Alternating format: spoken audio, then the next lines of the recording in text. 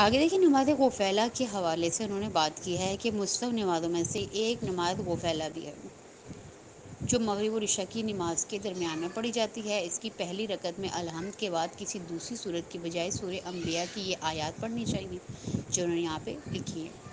یہ بات کریں، اور دوسری رکعت میں الحمد کے بعد بجائے کسی اور صورت کے سورہ انعام کی یہ آیات پڑھی جائیں۔ اس کے بعد یہ قبلے کے احکام 764 میں کہہ رہے ہیں کہ خانہ